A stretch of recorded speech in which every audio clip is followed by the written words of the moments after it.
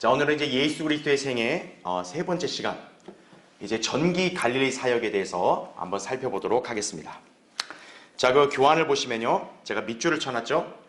갈릴리 사역은 그리스도께서 가장 왕성하게 사역하신 부분이며 침례인 요한의 투옥과 함께 시작이 된다, 이렇게 되어 있죠. 자, 예수 그리스도의 공생애가 3년 반이다, 제가 설명을 드렸죠. 그 3년 반의 사역 기간 중에 무려 2년 동안을 이렇게 예수 그리스도께서는 갈릴리에서 집중적으로 사역을 하셨습니다. 그걸 이제 우리가 전기 갈릴리 사역이라고 이렇게 표현한다고 말씀드렸죠. 그렇죠? 그러니까 3년 반 중에 2년의 기간을 전기 갈릴리 사역 기간이라고 정의를 하니까 어떻게 보면 주님의 사역에 가장 비중 있는 그런 기간이고 또 왕성하게 사역하신 그런 시기다, 우리가 볼 수 있는 거죠. 그래서 전기 갈릴리 사역은 성경적으로 볼 때 침례인 요한이 투옥된 이후부터 이제 전기 갈릴리 사역이 시작됐다고 그렇게 우리가 정의할 수 있습니다. 자, 이때의 사역은 주님 자신이 유대인의 왕이라는 사실을 가장 분명하게 드러내신 것이 주된 특징이다라는 거죠. 그 증거가 바로 천국 복음을 전파하시면서 많은 표적들을 행하셨던 것이다라는 얘기죠. 그러니까 그리스도의 공생애 중에 어떻게 보면 가장 왕성하게 사역하신 기간이다, 이렇게 설명하는 이유가 바로 여기 있는 것이죠. 어쨌든 주님은 1차적으로 유대인의 왕으로 이 땅에 오셔서 유대인들에게 약속하신 천국을 이렇게 세우시려고 오신 거 아니겠어요? 그렇죠? 그 목적으로 일단 사역하신 기간이다 보니까 비중 있는 그런 사역이라고 이렇게 볼 수 있겠죠. 자, 사복음서에서 이 기간 동안의 사역에 관해 이제 기록한 내용들을 살펴보려고 합니다. 그런데 제가 방금 여러분에게도 언급했다시피 이 전기 갈릴리 사역에 대해서는 마태복음, 마가복음, 누가복음 등에 많이 언급되어 있다 보니까 이걸 이 한 시간에 우리가 다 살펴볼 수는 없습니다. 그래서 앞으로 이제 몇 시간에 걸쳐서 이제 그리스도께서 이 전기 갈릴리 사역 기간 동안 행하셨던 이적들, 또 가르치셨던 말씀들, 이제 우리가 그것을 또 순서대로 이제 살펴볼 텐데, 평이한 내용들 같은 경우는 그냥 바로 짚고 건너갈 거고요. 구약의 예언과 연관돼서 뭔가 이렇게 중요한 진리들이라든지 또 재림과 관련돼서 이것이 또 어떤 의미가 있는지, 자, 그런 부분의 내용들 같은 경우는 우리가 이제 자세하게 살펴보는 그런 시간을 갖겠습니다. 자, 그래서 오늘 이 시간은 이제 그리스도의 갈릴리 사역을 알리는 이 침례 요한의 투옥과 그리고 전기 갈릴리 사역의 주된 특징을 이렇게 기록한 말씀들을 보고, 그 다음에 예수님이 이제 산상설교 하신 거 있죠, 그렇죠? 그 이전까지 전기 갈릴리 사역 기간 동안 주님이 어떤 시간적인 순서에 따라 이렇게 활동하셨고 또 어떤 표적들과 이적들을 행하셨고 또 말씀을 가르치셨는가, 우리가 한번 정리해보는 시간을 갖겠습니다. 자, 이제 교환을 보세요. 1번, 그리스도의 갈릴리 사역의 시작을 알리는 침례인 요한의 투옥이다 그랬어요. 자, 이 부분에 대해서는 마태복음 4장 12절부터 17절과 그 다음 마가복음 1장 14절부터 15절, 누가복음 4장 14절부터 15절에 이렇게 언급이 되어 있습니다. 요한복음 4장 43절부터 45절은 침례인 요한이 갇힌 거에 대한 내용은 없어요. 다만 그리스도께서 이제 갈릴리로 이제 가셔서 이렇게 활동하신 내용들을 언급하고 있다 이거죠. 어쨌든 성경적으로 볼 때 침례인 요한이 투옥된 이후부터 이제 그리스도께서는 본격적으로 갈릴리 지방을 다니면서 사역을 하신 것이죠. 바로 이 시기가 전기 갈릴리 사역의 시작이다라는 얘기죠. 그래서 여러분 일단 마가복음 1장을 한번 펴주세요. 거기 1장 14절부터 15절 보시면, 자, 우리가 이제 그리스도의 생애에 관해서 주로 마가복음을 보는 이유가 왜 그러냐면, 마가복음과 누가복음 같은 경우가 이제 그리스도의 생애에 관해서 나름대로 시간적인 순서에 따라 이렇게 기록되어 있기 때문에 그렇습니다. 이따 제가 또 언급하겠지만 마태복음 같은 경우는 그리스도의 생애에 관한 시간적 순서로 기록된 게 아니에요. 철저하게 교리 중심으로 이렇게 책이 기록되고 구성됐기 때문에 마태복음을 갖고 그리스도의 생애에 관한 시간적 순서를 살펴보는 데는 무리가 있어요. 그래서 우리는 이제 마가복음과 누가복음을 이제 중점적으로 보면서 이제 그리스도의 생애에 관해 있었던 일들을 이제 우리 하나씩 이렇게 되짚어 봅니다. 자, 1장 14절 15절 보면 요한이 감옥에 갇힌 후 예수께서 갈릴리로 오셔서 하나님의 나라의 복음을 전파하시며 말씀하시기를 그때가 찼고 하나님의 나라가 가까이 왔도다. 너희는 회개하고 복음을 믿으라고 하시니라. 이렇게 기록되어 있죠. 자, 근데 마태복음에서는 하나님의 나라는 말이 나오지 않고 회개하라. 천국이 가까이 왔느니라. 이 메시지만 기록되어 있습니다. 자, 이 부분에 대한 차이도 이제 잠시 뒤에 제가 이제 설명을 드릴 거예요. 자, 이제 교환을 보시면, 자, 밑에 괄호 2번. 예수 그리스도께서는 초기 유대 사역을 마치고 유대를 떠나 사마리아 수카를 경유하여 갈릴리 나사렛으로 오신 후 침례 요한이 감옥에 갇힌 것을 들으시고, 우리 방금 봤죠? 그리고 나사렛에서 이제 갈릴리로 떠나 마침내 갈릴리 지방에 들어오셨다는 얘기죠. 즉, 침례 요한의 사역이 끝나는 시점에서 주님의 본격적인 사역이 펼쳐지게 됨을 보여준다는 얘기죠. 침례 요한이 일단 예수님보다 먼저 등장을 해서 바로 자기 뒤에 오실 메시아를 이스라엘 백성에게 알리고 증거했죠. 그러고 나서 이제 예수 그리스도가 등장을 하신 거죠. 자, 침례 요한이 사역을 수행하다가 이제 그리스도가 등장을 하니까 이제 침례 요한의 역할은 어떻게 보면 끝난 거예요. 그렇죠? 그래서 이제 어떻게 보면 과도기의 어떤 기간인 거죠. 침례 요한에서 그리스도에게로 넘어가는. 그렇죠? 그래서 이제 침례 요한의 감옥에 갇힘으로써 이제 완전히 이제 복음서에서의 사역의 중심은 이제 그리스도께로 초점이 맞춰지는 것이죠. 그렇죠? 바로 이제 그 시기가 전기 갈릴리 사역의 시작이라는 얘기죠. 예.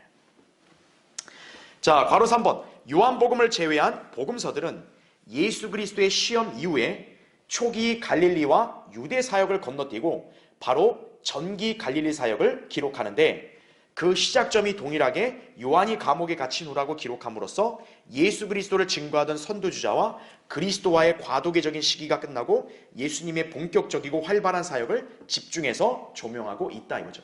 방금 제가 설명한 게 바로 여기 정리한 내용이에요. 예. 그래서 그리스도의 전기 갈릴리 사역에 대해서 중점적으로 초점을 맞추는 복음서들이 마태, 마가, 누가란 얘기죠. 예. 요한복음은 오히려 갈릴리 사역에 대한 구체적인 사례들이 다 생략되어 있다 그랬죠. 그렇죠? 요한복음은 유대, 예루살렘에서 예수 그리스도께서 행하신 일들을 집중해서 기록하고 있다 이거죠. 예. 그 부분은 이제 여러분이 지난번 강의 들으신 걸 기억하시면 아마 잘 이해가 되실 겁니다. 자, 괄호 4번을 보세요. 자, 이 갈릴리 사역에 대해서 마태복음은 이사야의 예언의 성취라고 말씀을 합니다. 자, 여러분 잠깐 마태복음 4장을 보세요. 12절 보시면 이제 예수께서 요한이 감옥에 갇힌 것을 들으시고 갈릴리로 떠나가시더라.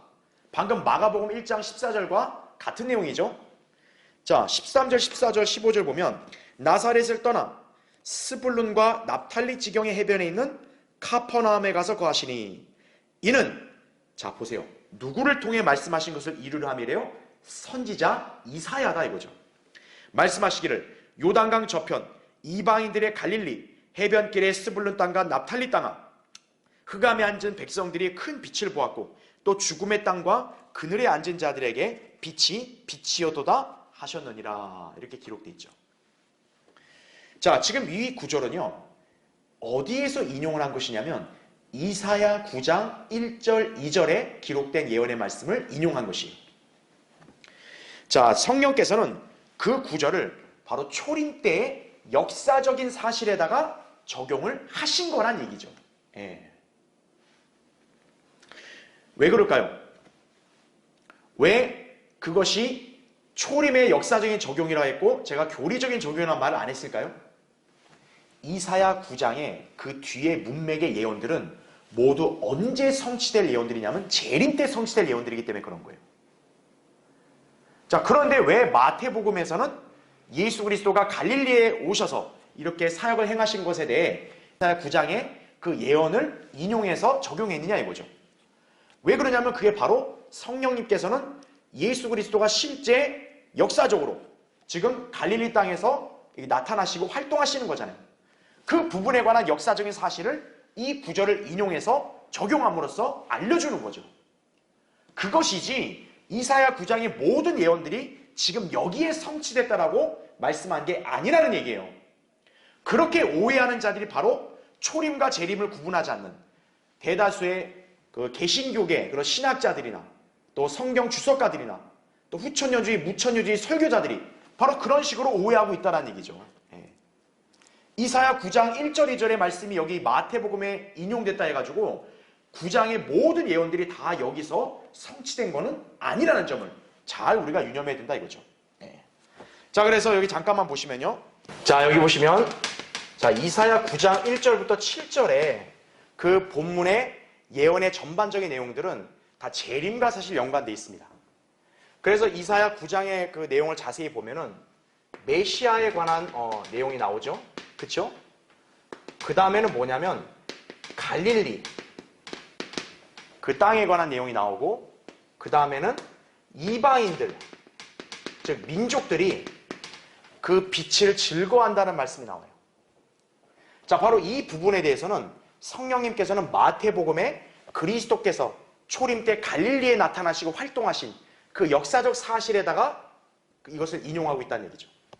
그런데 이사야 9장의 자세한 문맥을 보면은 어떤 게 나오냐? 바로 유대인들이 이렇게 즐거움이 없는 그런 고통에 관한 언급이 나오죠. 즉 대환란에 대해서 나와요. 연관된. 그 다음에는 뭐냐? 재림에 관한 예언이 나온다는 거죠. 바로 무슨 일이냐면 미디안의 날에서와 같이 민족들을 꺾으시고 심판하시는 그 내용이 나옵니다. 근데 그건 초림 때 있었던 일이 아니잖아요. 그렇죠? 그러니까 성령님은 이 부분에 대한 거 바로 3절과 4절 이 말씀은 그래서 인용을 안 한 거죠. 그리고 중요한 거 천년 왕국에 해당되는 예언이 있다 이거죠. 그게 이제 6절과 7절의 말씀이에요.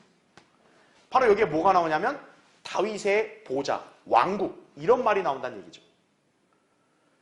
그런데 초림 때는 이 예언들, 요 부분에 대한 예언들은 성령님께서 이 마태복음 4장에 초림 때는 이걸 인용 안 하신 거예요. 그리고 뭐만 언급하셨냐? 바로 이 1절과 2절에 대한 부분들. 이거를 인용하셨는데 중요한 것은 이 인용한 구절이 문자 그대로 다 성취된 게 아니라는 거예요. 만약 그랬다면 성령님은 이 구절을 똑같이 인용해야 되는데 똑같이 인용을 안 했어요. 여러 단어들이 바뀌었다라는 얘기죠. 바로 뭐냐면 이거를 부분적으로 인용하신 거예요. 그럼 왜 부분적으로 인용했냐면 이 예언이 문자 그대로 여기서 다 성취했다가 아니라 바로 이거는 예수 그리스도 메시아 그분이 갈릴리에 실제로 나타나셨다는 바로 역사적인 사실을 확증해 주기 위해서 인용한 거란 얘기죠. 그래서 역사적인 적용에 가깝다라는 얘기죠. 그걸 잘 기억해야 돼요. 그래서 역사적인 그런 어떤 사실을 확증하기 위해서 이 구절을 인용한 거고 그러면서 동시에 뭐냐면 이방인들이 즐거워하는 내용까지 마태복음 4장에 함께 인용을 합니다. 왜 그럴까요? 우리가 잘 알다시피 초림 이후에 바로 예수 그리스도의 십자가의 구속이 있잖아요. 그렇죠? 그분의 십자가의 구속으로 바로 이방인 그리스도인들이 생겨나게 되는 거죠. 교회가 생겨나게 되는 거죠. 교회에 물론 유대인들도 있지만 대다수는 뭡니까? 이방인들. 그렇죠? 구원받은 이방인 성도들이 있는 거죠. 바로 이 그리스도인들이 생명의 빛이신 그 예수 그리스도를 영접함으로 인해서 즐거워하는 것이죠. 그래서 이러한 문제들이 다 뭐냐면 영적으로 우리가 적용할 수 있다 이거죠. 영적인 적용이 가능하다 이거죠. 그러니까 성령님도 1절, 2절의 말씀을 부분적으로 인용하신 이유는 바로 여기 있는 거예요. 그런데 뭐냐? 재림 때 가야 어떤 거예요? 이 예언들이 모두 문자적 성취가 된다는 얘기죠. 문자적인 성취. 그러니까 이렇게 우리가 나눠서 봐야지 이사야 9장 1, 2절의 9절의 일정 부분을 여기 인용했다 해가지고 이사야 9장에 있는 모든 예언들이 초림 때 다 성취되었다 이렇게 해석하면 안 된다는 얘기죠. 그냥 역사적으로 적용을 시킨 것뿐이고 이 구절에 대한 문자적인 성취는 재림 때 모두 온전하게 이루어질 것이다. 이렇게 나눠야 된다는 거죠. 성령님께서 어떻게 보면은 성경의 예언을 이렇게 나누어야 됨을 하나의 예시로 우리에게 보여주신 거다. 이렇게 이해하시면 된다는 얘기죠. 자, 그렇게 이해하시면 되고요. 자, 바로 5번. 또한 예수 그리스도께서는 자, 거기 밑줄을 쳐놨죠. 천국과 하나님의 나라를 모두 어때요? 전파하셨다라는 얘기죠. 천국과 하나님의 나라가 같은 게 아니라 각각 다른 나라에 관한 것을 예수 그리스도는 함께 전파하신 거다. 이걸 우리가 잘 기억해야 돼요. 많은 성경 추석가들, 신학자들, 성경 교사들이 천국과 하나님의 나라를 같은 것으로 오해하는 이유가 여기에 있는 거예요. 우리가 좀 전에 마가복음 1장 읽을 때는 예수 그리스도께서 하나님의 나라가 가까이 왔도다 이렇게 말씀하시고, 마태복음 4장에서는 천국이 가까이 왔느니라 이렇게 말씀하다 보니까 둘이 같은 사건이니 결국 천국과 하나님의 나라는 같은 것이 아니냐, 그렇게 오해하는 거예요. 그게 아니라는 거죠. 예수 그리스도는 두 나라에 대해서 함께 이렇게 백성들에게 알리시고 전파하신 거란 얘기죠. 자, 그래서 밑에 보세요. 마태복음 4장 17절에 그 구절은 회개하라 천국이 가까이 왔느니라. 자, 왜 그럴까요? 마태복음은 유대인의 왕이신 예수 그리스도를 강조하여 기록되었기 때문에 유대인 중심의 천국 복음과 그에 따른 표적들이 핵심인 거예요. 그래서 천국이 가까이 왔느니라 이 메시지를 마태복음에 기록하신 거예요, 성령님께서는. 반면에 거기 마가복음 1장 15절 나온 대로 그때가 찼고 하나님의 나라가 가까이 왔도다. 너희는 회개하고 복음을 믿으라. 이렇게 말씀하죠. 마가복음은 마태복음에 비해서 상대적으로 유대인 중심의 사역을 강조하고 있지 않기 때문에 이방인 중심의 하나님의 나라의 복음이 제시가 된다는 얘기죠. 자, 이 부분은 제가 예전에 마가복음의 핵심 내용을 정리하는 걸 강의할 때 여러분에게 다 설명드린 거예요. 그 강의를 다시 한번 보시게 되면 여러분이 쉽게 이해가 되실 거예요. 왜 마가복음에서는 하나님의 나라의 메시지를 기록했느냐 이거죠. 마가복음은 마태복음과 비교해 봤을 때 유대인 중심적인 책이라기보다는 좀 더 이방인들에게도 이렇게 해당될 수 있는 그런 내용들을 다루는 책이다 보니까 이방인들도 이제 들어갈 수 있는 그 하나님의 나라에 관한 것을 미리 언급하신 거란 얘기죠. 그래서 여기서 또 유념해야 될 표현이 뭐냐? 마태복음에는 복음을 믿으라는 말이 없어요. 그렇죠? 하지만 지금 마가복음에서는 특이하게도 하나님의 나라를 얘기하면서 복음을 믿어야 됨을 말씀하고 있어요. 믿음이죠, 믿음. 믿음은 어떻게 보면 영적인 영역 아니에요. 그렇죠? 그렇기 때문에 바로 회개하고 복음을 믿는 거, 이건 이제 이방인들에게도 해당될 수 있는 말씀인 거죠. 그러니까 이방인들이 들어갈 수 있는 하나님의 나라에 관한 메시지를 예수 그리스도가 전하셨을 때 그 메시지에 관한 것은 마가복음에서 기록한 거란 얘기죠. 물론 자, 그렇다고 해서 자, 다음 페이지 보시면 여기에서까지 제시된 하나님의 나라의 복음이 신약 시대의 은혜의 복음을 지칭하는 것은 아니다라. 이걸 잘 기억해야 된다고 제가 전에도 강조했죠. 그렇죠? 비록 여기서는 하나님의 나라와 복음을 믿으라는 약간 신약적인 내용과 유사한 메시지가 나왔지만 지금 이것이 현재 우리가 믿어서 구원에 이르는 그 복음은 아니란 얘기죠. 왜죠? 예수 그리스도께서 아직 십자가에서 죽으시기 이전이기 때문에 그런 거죠. 우리가 믿어서 구원받을 수 있는 하나님의 은혜의 복음은 그리스도의 십자가의 죽음, 장사, 부활을 통해서 이렇게 나올 수 있는 거 아니겠어요? 그렇죠? 그러니까 그 사건이 있기 전에는 결코 이 시대에 우리가 믿어서 구원에 이를 수 있는 그 복음이 제시될 수는 없다는 얘기죠. 그러니까 여기서는 하나님의 은혜의 복음이란 말이 나온 건 아니에요. 그냥 하나님의 나라, 그 다음에 회개하고 복음을 믿으라. 그런 메시지로 기록된 것이다. 이렇게 이해하시면 됩니다. 자, 여기서 하나님의 나라는 도덕적이고 내면적인 상태의 의를 갖춘 나라를 지칭한다는 얘기죠. 자, 산상설교에 보면은 마태복음 6장 33절에 예수님께서 그 유대인들에게 너희는 먼저 하나님의 나라와 그분의 의를 구하라고 말씀하세요. 즉, 예수 그리스도는 유대인들에게도 천국만 전파하신 것이 아니라 너희는 천국에 들어가는 것만 바라보지 말고 하나님의 나라를 먼저 구하라. 이렇게 말씀하시는 거예요. 유대인들에게는 또 그게 필요하다는 얘기죠. 그렇죠?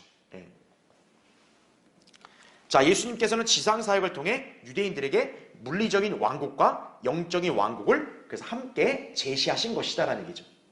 자, 그래서 이 부분에 대한 좀 더 자세하고 심오한 내용은 제가 이제 다음에 산상설교에 대해서 이렇게 언급할 때 한번 설명을 드리겠습니다.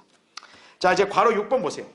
여하튼 예수님께서는 갈릴리에서 활발하게 사역하셨는데, 자, 누가복음에서는요 4장 거기 14절 15절에 이렇게 기록되어 있죠. 예수께서 성령의 권능으로 갈릴리로 돌아오시니 그의 명성이 온 지방에 두루 퍼지더라.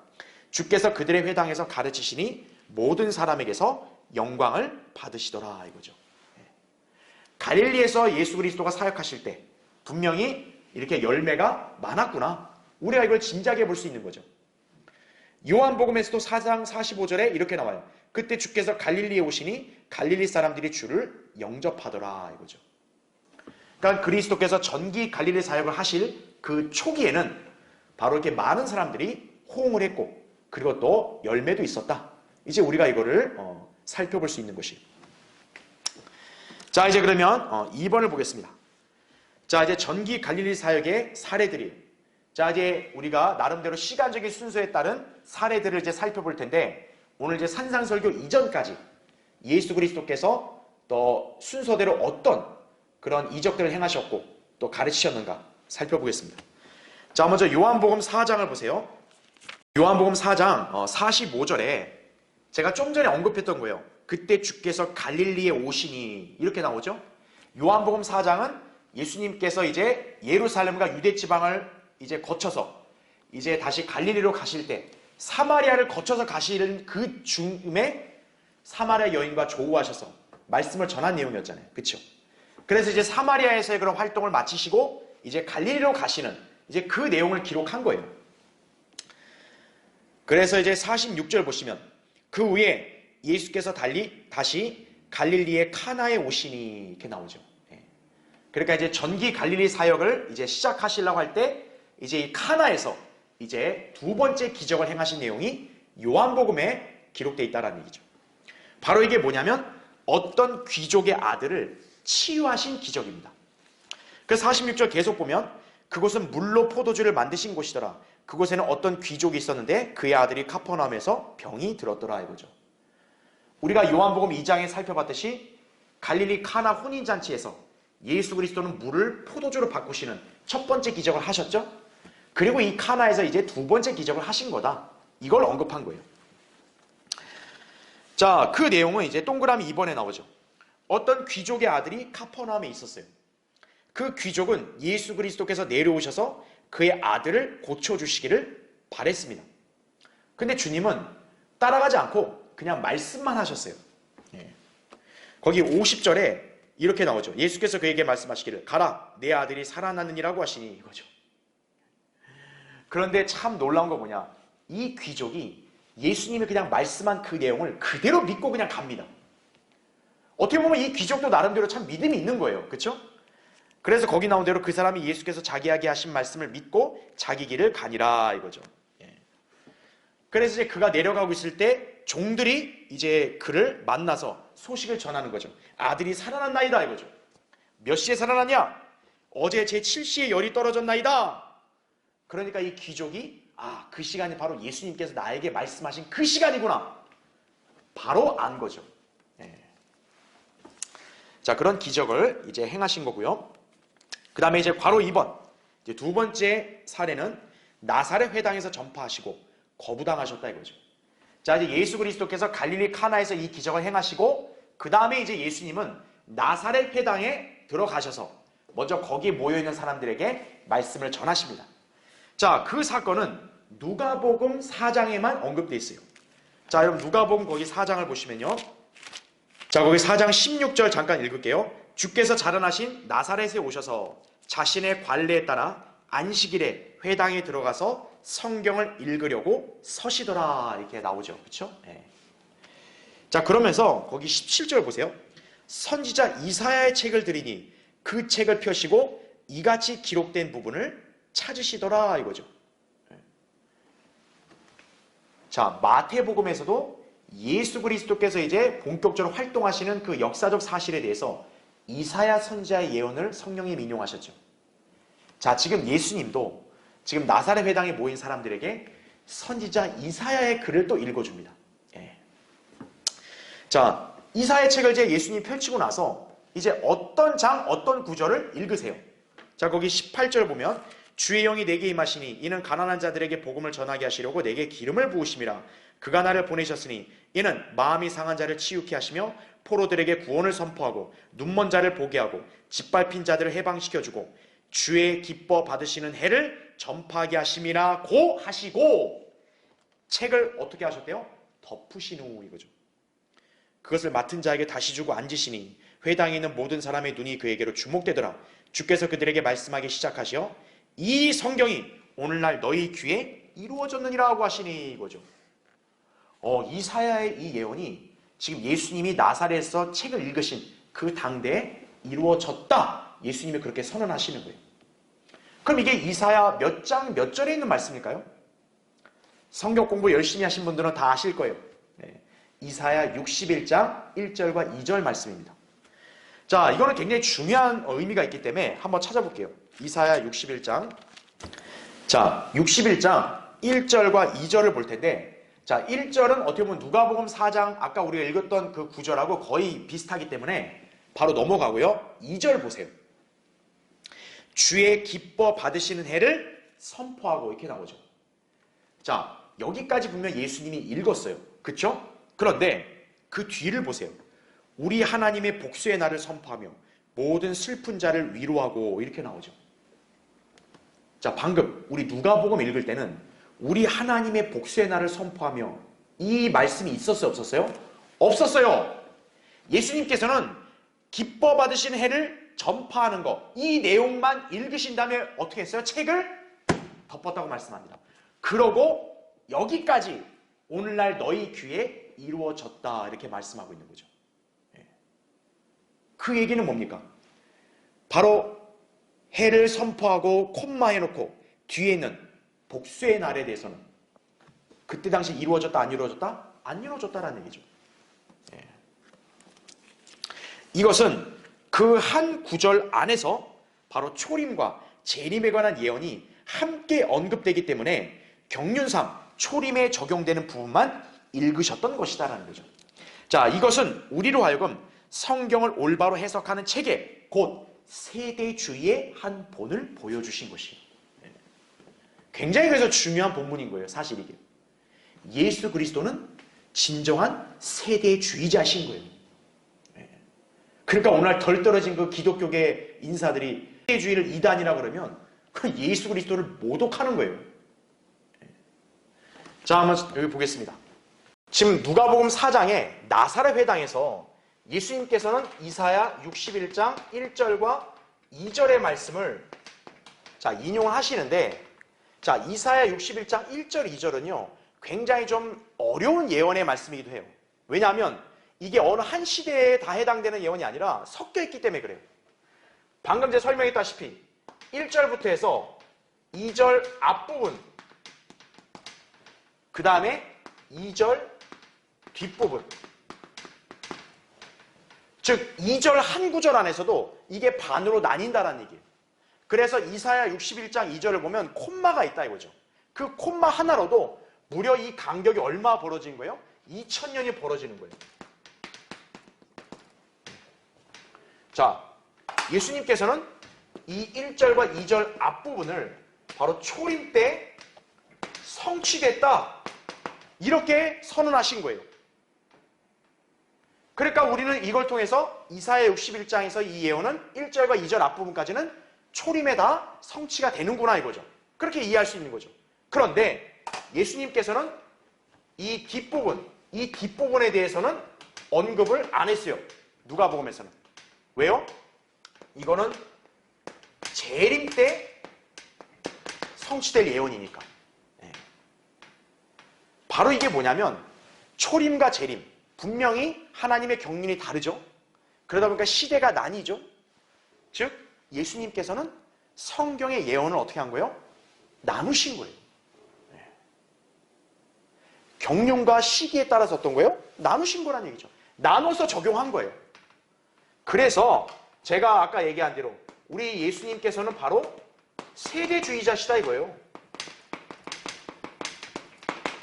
이 말에 일반 기독교계 사람들은 막 기겁을 하겠죠. 예수님이 세대주의자예요. 이렇게 성경의 예언을 뭉뚱그려서 이게 될 거야가 아니라 딱 성취된 것은 성취되었다라고 얘기하고 성취 안 된 부분은 덮으셨다라는 얘기죠. 그럼 우리가 알아야 될 게, 그러면 2절 뒷부분 이거는 영적으로 성취했다는 말이 돼요, 안 돼요? 안 되는 거죠. 왜요? 초림은 역사 그대로 성취가 됐잖아요. 이사야 61장 1절, 2절 앞부분 다 문자 그대로 성취된 걸로 우리는 다 믿잖아요. 근데 똑같은 구절의 뒷부분은 왜 영적으로 해석하냐 이거예요. 그러면 안 되죠. 같은 구절에 있는 거니까 앞에가 역사적으로 성취가 됐으면 뒷부분도 장차 문자 그대로 성취될 것이라고 그렇게 믿어야 된다는 얘기죠. 그럼 우리가 잘 알아야 됩니다. 이게 바로 세대주의, 성경을 올바로 해석하는 책이에요. 예수님은 그 본을 보여주신 것이. 교환의 동그라미 2번에 밑줄 친 부분 여러분 잘 보시면 되고요. 자, 밑에 동그라미 3번. 주님께서는 자신을 이사야가 예언한 메시아로 제시하자 그분을 환영했던 갈릴리 사람들은 주님을 거절하고 심지어 벼랑 끝으로 주님을 밀려고 했죠. 결국 나사렛에서 거부를 당하신 거예요. 그런데 희한하게도요, 나사렛은 예수님이 자라나신 고향과 같은 곳이거든요. 근데 오히려 그 위대하신 분을 고향에 있는 사람들이 거절하는 거예요. 요한복음 4장 44절에서는 예수님께서 또 이렇게 하신 말씀이 기록되어 있죠. 선지자는 자기 고향에서 존경을 받지 못하느니라 이거죠. 어떻게 보면 바로 이 나사렛에서 거부된 것과 연관되어 있는 말씀인 거죠. 그렇죠? 자, 이제 그 다음 이제 우리 괄호 3번 보세요. 자, 그렇게 해서 예수님께서 이제 나사렛 회당에서 거부당하신 다음에 어떻게 했냐? 다시 이제 갈릴리 온 지방을 다니시면서 이제 전파하기 시작하신다는 얘기죠. 바로 뭘 전파하겠어요? 여기 나온 대로 천국 복음을 전파하시는 거죠, 이제. 갈릴리 전 지역에 그렇게 전파하셨다 이거죠. 그래서 동그라미 2번 보면 이것은 갈릴리 사역의 전반적인 모습이다 이거죠. 여기에는 단순히 말씀으로 복음을 전파한 것뿐만 아니라 병고침 등 많은 이적들을 포함한다는 얘기죠. 왜냐하면 천국 복음에는 표적이 반드시 수반되기 때문에 그런 거예요. 그럼 마태복음 10장 7절에서 8절에 언급되어 있다 이거죠. 나중에 한번 살펴보기로 하고요. 자, 그래서 이제 천국 복음을 전파하기 시작하시죠. 이제 본격적으로 갈릴리 지방에서 예수 그리스도가 활동을 하십니다. 자, 그 다음 이제 괄호 4번 네 번째 사례는 뭐냐? 이제 예수 그리스도께서 처음 4명의 제자들을 부르신다는 얘기죠. 자, 다시 우리 마가복음으로 넘어오시면, 자, 마가복음 1장 16절 보세요.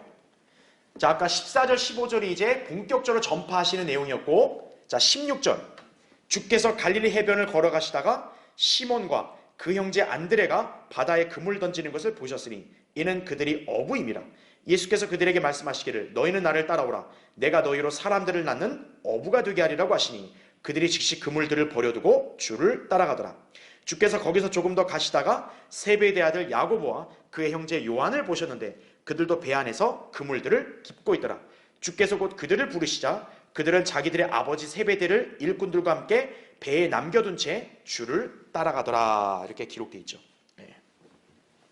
자, 이들은 예수님의 초기 갈릴리 사역의 일부분에 일시적으로 동참했던 적이 있었죠. 우리 요한복음 1장을 봤을 때 여기에 나왔던 인물들이 여기에 보면 많이 해당되어 있잖아요. 그렇죠?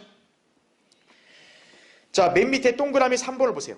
마태복음 4장과 마가복음 1장은 동일한 상황인 반면 누가복음 5장에서 제자들을 부르신 것은 또 다른 사건이다라는 얘기죠. 자, 마태복음 4장하고 마가복음 1장은 분명 동일한 사건이에요. 예수 그리스도가 본격적으로 전파하기 시작하시면서 이제 어부들에게 나를 따라오라. 내가 너희로 사람들을 낳는 어부가 되게 하리라. 이렇게 부르셨죠. 그래서 제자들이 주님을 따랐죠. 그런데 누가복음 5장에 보면 이 어부들이 또 자기들의 생업에 종사하고 있는 거예요. 그리고 예수님이 그들을 다시 또 부르십니다. 그러니까 성경을 이렇게 주의해서 보지 않으면은 이 마태복음, 마가복음에 있는 이 사건이 누가복음 5장과 똑같은 사건이라고 오해할 수 있는데 그렇지 않다는 얘기예요.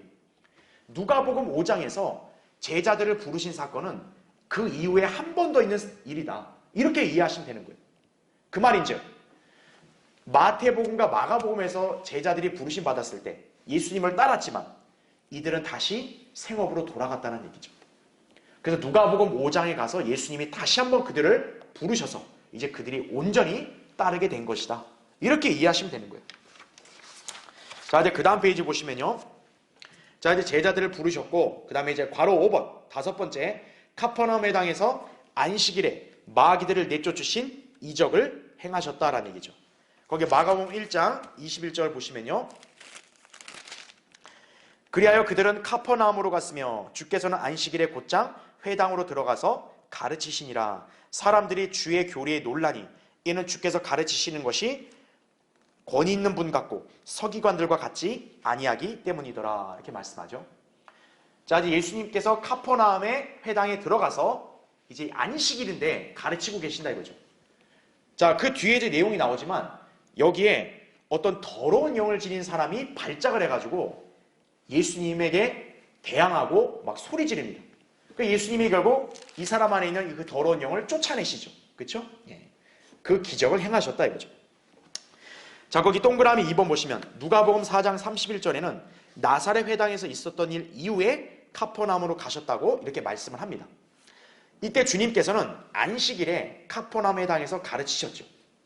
특히 누가복음 4장의 말씀에 따르면 주님께서 안식일마다 가르치셨다 이렇게 나와요. 그러니까 그 말인즉 지금 이 안식일에 한 번만 가신 게 아니라 주님은 안식일 때마다 이렇게 자주 회당에 들어가서 말씀을 가르치셨다는 걸 우리가 알 수 있는 거죠. 왜 그랬을까요? 바로 회당에 사람들이 많이 모이니까요. 그렇죠? 그러니까 예수님도 좀 더 효과적으로 말씀을 전파하기 위해서 그렇게 안식일에 회당에 종종 들어가셔서 이렇게 가르치셨다. 그렇게 이해하시면 되겠죠. 그래서 아까 살펴본 대로 사람들은 주의 교리에 매우 놀랍니다. 왜냐하면 주님이 전하시는 그 말씀에 권위가 있고, 그렇죠? 서기관들 바리새인들과 비교가 안 되니까 그렇죠. 자, 그래서 주께서 가르치신 교리나 행하신 일들로 인해 사람들이 놀란 그 내용은 마가복음의 다른 곳에도 기록되어 있다는 거죠. 여러분 그 교환을 참조하시면 되고요. 자, 그 다음에 이제 괄호 6번 여섯 번째 사건은 베드로의 아내의 모친을 치유하신 사건입니다. 여러분 거기 마가복음 1장 펴져 있으면 29절 보세요. 그 후라는 게 이제 아까 카퍼나움 회당에서 가르치시고 그 마귀 들린 사람 안에 있는 악령 쫓아내신 거죠. 그렇죠? 그들이 회당에서 나와 야고보와 요한과 함께 시몬과 안드레 집에 들어갔는데 그때 시몬의 아내의 모친이 열병으로 누워있더라. 그들이 곧 주께 그 여인에 관하여 말씀을 드리더라. 주께서 오셔서 여인의 손을 잡고 일으키시니 열병이 즉시 그 여인에게서 떠나가고 여인이 그들을 섬기더라. 이렇게 말씀하고 있죠. 자, 거기 교환 한번 보세요. 동그라미 2번에 베드로의 장모의 열병을 치유하신 시점이 마태복음에는 구체적으로 언급되어 있지 않고 산상설교 이후 문둥병자 백부장의 종을 치유하신 다음에 기록되어 있다 이거죠. 반면 마가복음과 누가복음에 따르면 베드로의 장모를 치유하신 것은 카퍼나움 회당에서 나와 베드로의 집에 들어가셨다는 말씀과 연결되어 있다는 거죠. 이걸 좀 더 쉽게 설명하면 뭐냐면 베드로의 장모가 치유받는 사건이 있잖아요. 이 사건의 시간적 순서가 마가복음, 누가복음에서는 카퍼나움 회당에서 가르치시고 난 다음에 시몬의 집에 들어가셨을 때 그 기적을 행하신 거예요. 근데 마태복음을 보면은 시간적 순서로 볼 때는 앞에 있어야 될 기적인데 그게 뒤에 기록되어 있다는 거죠. 마가복음, 누가복음의 그 순서에 따른다면 지금 베드로의 장모를 치유하신 이 이적은 산상설교를 하기 이전에 있었던 일인데 마태복음은 산상설교 한 이후에 이 이적이 기록되어 있다는 거죠. 그러니까 마태복음이나 그다음 마가복음, 누가복음 같이 비교해 봤을 때 순서가 좀 안 맞을 수 있어요. 그건 바로 이유가 있다 이거죠. 자, 여기 잠깐 보세요. 자, 우리 마태복음하고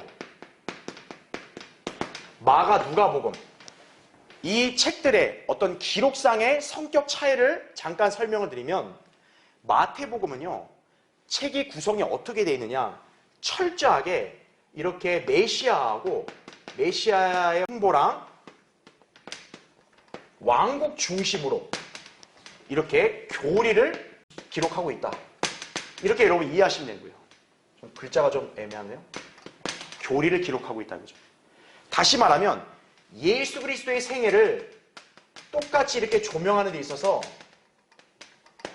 마태복음은 예수님의 그런 활동에 대한 시간적 순서에 따라 기록을 한 게 아니라 그분이 지상에서 메시아로서의 어떤 행보를 거치셨고 또 어떤 절차를 통해 왕국을 가져오려고 하셨고 그러면서 백성들에게 그분 자신이 메시아이심을 입증하는 표적들을 어떻게 행하셨고 바로 이거를 기준으로 철저하게 기록을 했기 때문에 마태복음은 시간적 순서대로 배열된 게 아니라는 거예요. 반대로 마가복음, 누가복음 같은 경우는 거의 예수 그리스도의 생애에 관해서 시간적 순서로 그렇게 기록됐다고 이해하시면 돼요. 바로 이 차이 때문에 베드로의 장모가 치유받는 사건의 그런 기록 순서가 마태나 그다음 마가, 누가가 서로 다른 이유가 바로 그거예요.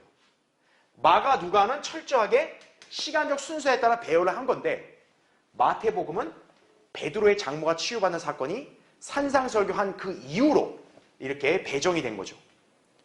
그 이유가 바로 왜 그러냐면 마태복음의 그런 어떤 서술의 흐름은 메시아와 왕국의 딱 중심을 맞춰서 그렇게 이루어지기 때문에 그런 거예요. 그러니까 나중에 설명드리겠지만 마태복음의 구조가 뭐냐면 왕이 탄생을 하죠. 그리고 이제 왕 이전에 선두주자가 먼저 그 길을 예비하죠. 그리고 본격적으로 왕이 사역을 해서 말씀을 전파하니까 무리가 모이죠. 무리가 모이니까 이제 왕국을 가져오시려고 헌법도 선포하셨죠. 그리고 나서 이제 뭐냐면 그분이 메시아라는 것을 백성들에게 입증해 줘야겠죠. 그래서 그때부터 이제 표적들과 이적들을 행하신 내용이 기록되어 있는 거란 얘기죠. 바로 그 이유 때문에 마태복음은 교리 중심으로 되어 있어서 그래서 훨씬 이전에 있던 사건도 이후에 기록이 된 거다. 그렇게 이해하시면 됩니다. 자, 그래서 밑에 동그라미 3번 보시면 마태복음은 특히 교리 중심의 기록이기 때문에 시간적인 흐름의 순서대로 기록되지 않은 특징이 있다라는 얘기죠. 그럼 우리가 기억해야겠죠. 물론 시간적 순서가 다른 복음서와 일치하는 부분들도 있기 때문에 주의해서 비교해야 한다 이거죠. 다시 말하면 마태복음이라는 책이 철저하게 어떤 메시아와 왕국 중심으로 사건들을 기록했다 해서 시간적 순서를 아예 배제한 건 아니라는 거죠. 어떠한 내용들은 시간적 순서로 기록된 것도 있어요.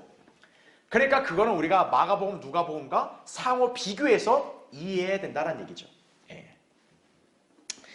자, 그럼 이제 밑에 괄호 7번 7번째 사건. 갖가지 병으로 앓는 사람들을 고쳐주시고 마귀들을 쫓아내신다는 얘기죠. 자, 이 부분은 마가복음 1장 32절부터 34절에 나옵니다. 즉 베드로의 장모를 치유하신 이후에 이제 기록된 거예요. 누가복음에는 4장 40절과 41절에 기록이 되어 있다는 얘기죠. 그리고 이 두 기록 내용은 마태복음 8장 14절부터 17절에서도 함께 기록되고 있어요. 그러니까 이제 같은 날로 여겨지는 거죠. 베드로의 장모를 치유한 다음에 바로 이 일들을 하셨구나 이거죠. 자, 우리가 여기서 한 가지 유념해 드릴 게 있습니다. 거기 잠깐 32절 보면 저녁이 되어 해가 기우니 그들이 병든 자들과 마귀들에게 사로잡힌 자들을 모두 죽게 데리고 오더라. 자, 특징이 뭡니까? 병든 자들, 마귀들에게 사로잡힌 자들 지금 따로 구분하고 있죠. 그래서 34절 보세요.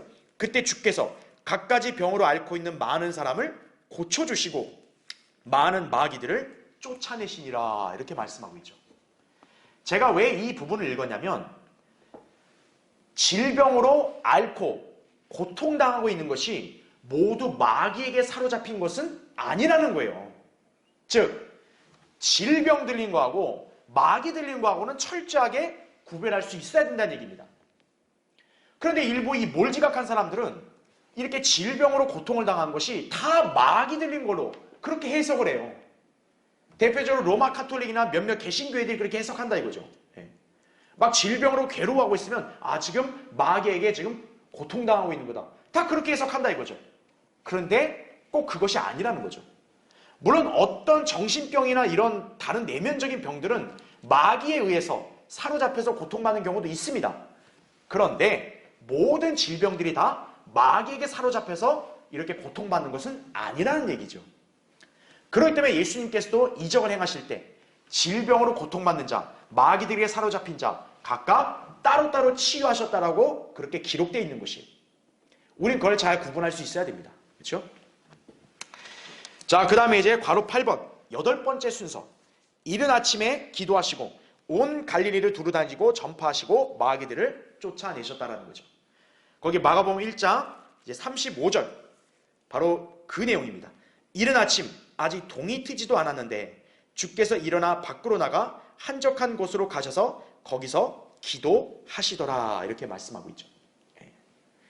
그러고 나서 이제 마태복음 4장 23절부터 25절, 누가복음 4장 42절부터 44절에 등등에 따르면은 예수님께서 이제 본격적으로 사역을 하시는 거죠. 그래서 이제 거기 기록에 나온 대로 전파하시고 또 마귀들을 내쫓으시고 또 질병에 들린 자들 고쳐주시고 이런 사역을 하신다는 얘기죠. 자, 거기 동그라미 2번 보세요. 자, 이 본문에서 한 가지 우리가 살펴볼 것은 지금 그리스도께서는 거기 35절에 나온 대로 이른 아침 아직 동이 트지도 않았는데 그럼 이 시기가 언제입니까? 새벽이죠. 그렇죠? 새벽 때 주님께서는 지금 한적한 곳에 가서 기도하셨다는 거죠. 바로 우리 성도들에게 좋은 모범을 보여주신 거란 얘기죠. 여러분도 하나님과 이렇게 진지하게 그리고 또 집중해서 기도하기 좋은 시간은 바로 한적한 시간대란 얘기죠. 누구의 방해를 받지 않는 그런 한적한 곳, 그런 데 가서 조용한 시간에 기도하는 것이 좋다란 얘기죠. 그런데 이 구절을 왜곡을 해가지고 새벽 예배나 새벽 기도회를 합리화시키는 그런 작태가 오늘날 한국 교계에서 벌어지고 있는 거죠. 예수님이 지금 이 시기에 기도한 거는 여러분 거기 다음 페이지 보세요. 가장 적합한 장소와 시간이었기 때문에 그런 거예요. 예수님이 이렇게 왕성하게 사역하실 때는 무리들이 굉장히 많기 때문에 그 무리들의 방해를 받을 수밖에 없어요. 그러니까 그 무리들의 방해를 받지 않고 이렇게 안정된 그런 환경에서 기도할 수 있는 시간과 장소는 바로 새벽 그리고 한적한 곳이었다는 얘기죠. 산이 가장 한적했기 때문에 가서 기도한 것이지 무슨 산속에다 기도원 차려놓고 거기서 무슨 새벽 예배나 새벽 기도 뭐 작정 새벽 금식 이거 하라는 거 아니에요. 성경 한 구절을 자기들 구미에 맞게 그렇게 멋대로 갖다 붙이면 안 된다는 얘기예요. 우린 그걸 잘 유념해야 된다는 얘기죠. 자, 예수님께서 사람들과 분리하여 따로 기도하시는 모습은 마가복음 6장 46절, 14장 32절부터 42절에 또 확인할 수 있다는 얘기죠. 그건 여러분이 잘 보시면 되고요. 그 다음에 동그라미 3번 마가복음 1장 36절부터 39절에 따르면 사람들이 예수 그리스도를 찾고 있을 때 오히려 이웃 동네로 가서 전파하셨어요. 그리하여 온 갈릴리를 다니시면서 전파하시고 마귀들을 쫓아내셨다 이거죠. 이것이 일정 기간 동안의 갈릴리 사역을 요약한 내용이다 이거죠. 우리 아까 39절을 잠깐 봤듯이 바로 그거라는 거죠. 그 다음에 동그라미 4번 마태복음 4장 24절 25절 자, 이 구절에서는 또 어떤 언급이 있냐면 예수 그리스도의 명성으로 시리아로부터도 많은 사람들이 와서 치유받고 마귀들에게 사로잡힌 자들이 풀려나게 되었고 각 지역으로부터 온 큰 무리가 주님을 따랐다고 이렇게 기록되어 있습니다.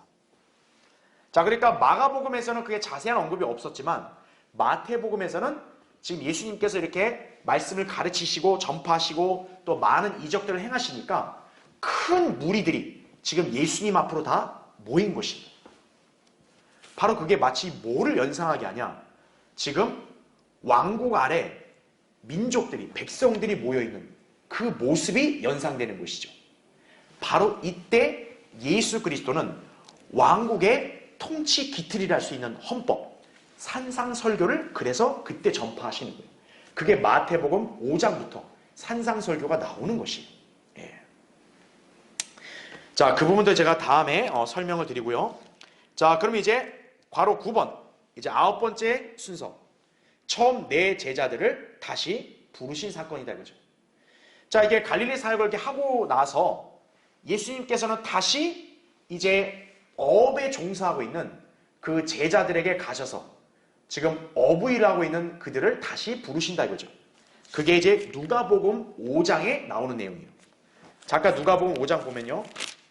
5장 2절에 보면 그때 호숫가에 세워둔 배 두 척을 보시니 어부들이 배에서 나와 그물들을 씻는지라 주께서 그중 하나인 시몬의 배에 들어가셔서 그에게 육지로부터 조금 떨어지자고 청하고 앉으셔서 배에서 무리를 가르치시더라 이렇게 말씀하고 있죠. 자, 그러면서 이제 주님께서 뭐냐, 말씀을 마친 다음에 시몬에게 어디 깊은 곳에 이런데 나가서 고기를 잡도록 그물을 내리라 이렇게 말씀하세요. 그물들을. 예. 그러니까 시몬이 좀 떨떠름한 거죠. 근데 어쨌든 주님이 이렇게 명령하시니까 그물을 내렸어요. 왜냐하면 자기들이 밤새도록 고기를 잡으려 했는데 고기를 못 잡았거든요. 그 전문 직업 어부들이. 근데 예수님은 저 깊은 곳에 가서 저기다가 그물들을 내리라고 하니까, 아니 어업에 대해서는 자기들이 더 잘 알 텐데, 약간 그런 생각을 했겠죠. 어쨌든 예수님 말씀대로 그물들을 내렸더니 어때요? 엄청나게 많은 물고기들을 잡은 거죠. 그랬더니 베드로가 이렇게 고백합니다. 거기 5장 8절에 나온 대로, 이것을 보고 시몬 베드로가 예수의 무릎 앞에 엎드려 말하기를 나를 떠나가소서 오 주여 나는 죄인이로소이다 라고 하더라 이거죠. 자, 왜 베드로가 갑자기 이런 고백을 했을까요? 자, 거기 제가 밑줄을 쳐놨죠. 이들은 영적으로 지금 문제가 있었던 상황이었다라는 거죠. 왜냐하면 예수님께서 그들을 부르셨잖아요. 나를 따라오라고. 사람들을 나는 어부가 되게 하겠다고. 그들을 사역으로 온전히 부르신 거거든요. 근데 지금 이들은 영적으로 그걸 온전하게 순종하지를 않았던 거예요. 예수님을 따랐지만 다시 또 자기들의 생업인 어부의 생활로 돌아가 버린 거죠. 그러니까 예수님이 이제 다시 나타나셔서 이제 그들 앞에서 놀라운 일을 행하시니까 이제 이들이 비로소 깨닫는 거죠. 아, 우리가 잘못했구나 이거죠. 그러니까 베드로도 이제 하나님 앞에 진실되이 참회하는 거죠. 그래서 이제 재차 부르심을 받았을 때 어떻게 한 거예요? 거기 10절과 11절 나온 대로 예수님께서 시몬에게 말씀하죠. 두려워 말라. 이제부터 너는 사람들을 낫게 될 것이라요. 그랬더니 11절에 그들이 배들을 육지에 대고 모든 것을 버리고 주를 따라가더라 그죠. 그대로 이제 모든 걸 다 버리고 주님을 따른 거죠. 온전한 그런 사역에 헌신한 그 모습을 이렇게 보여주는 것이라는 얘기죠. 자, 이러고 나서 이제 산상설교가 이제 나오게 되는 것이에요. 자, 이제 그 부분에 대해서는 우리가 다음 시간에 살펴보도록 하겠습니다.